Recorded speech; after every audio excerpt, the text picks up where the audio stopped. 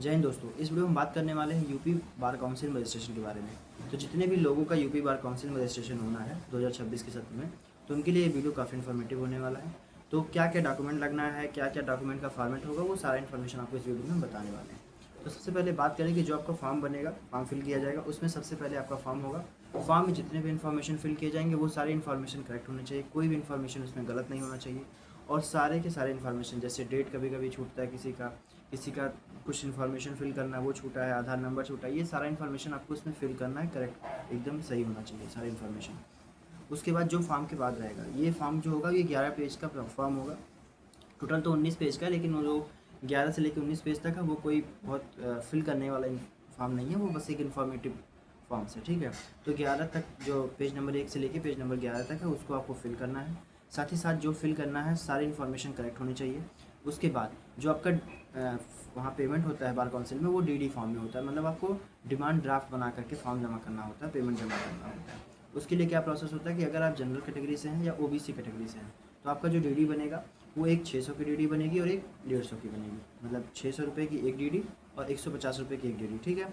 और अगर आप एससी कैटेगरी से हैं या एसटी कैटेगरी से, तो आपका एक डीडी बनेगा 25 रुपये का और एक डीडी बनेगा 100 रुपये का।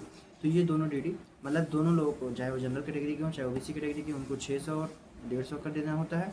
और अगर आप एससी कैटेगरी या एसटी कैटेगरी से, तो आपको 25 का और 100 का, ये दोनों डीडी आपको जमा करना होता है, जो बार काउंसिल के उसमें खाते में जमा होता है, ठीक है। उसके बाद जो आपका एक एफिडेविट होता है, जो उसमें एफिडेविट बनेगा वो 500 की एक एफिडेविट बनेगी। वो कैटेगरी वाइज कोई डिस्क्रिमिनेशन नहीं, मतलब चाहे जनरल से हैं, चाहे एससी एसटी से हैं, चाहे ओबीसी से हैं, सबके लिए वो एफिडेविट बनना है, चाहे एक 500 का और एक 10 रुपये का, ये एफिडेविट बनेगा। और सारे एफिडेविट जो होंगे उसमें शपथ करता और शपथ का जो सिग्नेचर होगा वो करना पड़ेगा, आपको सिग्नेचर जरूर करिएगा। उसके बाद ये सारा फॉर्म का फॉर्मेट हुआ, फॉर्म आपको जमा करना है। अब इसके बाद डॉक्यूमेंट की बात करें, तो आपका प्रोविजनल, जो प्रोविजनल आपको यूनिवर्सिटी आपके कॉलेज से मिलेगी, वो प्रोविजनल सर्टिफिकेट आपको देना है। उसके साथ साथ हाई स्कूल की मार्कशीट, इंटर की मार्कशीट, ग्रेजुएशन की मार्कशीट, ला की मार्कशीट, और साथ ही साथ निवास और आधार, ये सारे डॉक्यूमेंट अटैच करने हैं उसमें। और सारे डॉक्यूमेंट में आपको अपने सिग्नेचर जरूर करने हैं। उसके बाद जो डॉक्यूमेंट आपका सब जमा होगा, सब ओरिजिनल होना, सॉरी फोटोकॉपी होना चाहिए। उसके बाद जो फोटोकॉपी फॉर्मेट जमा होगा उस पर सिग्नेचर भी हुआ होना चाहिए, और जितने भी डॉक्यूमेंट है उसका 2 कॉपी होना चाहिए, मतलब हाई स्कूल इंटर की मार्कशीट, ग्रेजुएशन की मार्कशीट, ला की मार्कशीट और प्रोविजनल सर्टिफिकेट और आधार कार्ड और निवास प्रमाण पत्र, ये सब का 2 कॉपी होगा।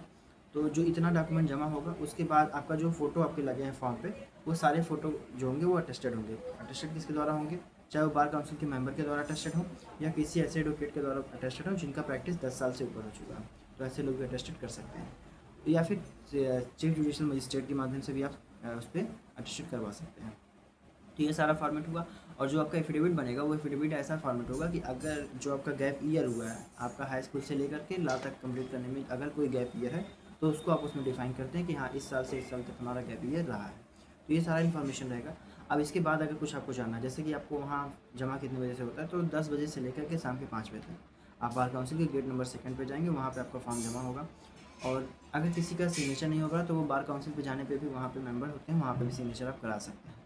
तो ये सारा इन्फॉर्मेशन था। अगर इस इन्फॉर्मेशन में कुछ भी कन्फ्यूजन हो, कुछ भी पूछना हो, तो आप ज़रूर पूछिएगा। कमेंट के माध्यम से उसको रिप्लाई भी किया जाएगा और जल्द से जल्द रिप्लाई किया जाएगा। Thank you. जय हिंद।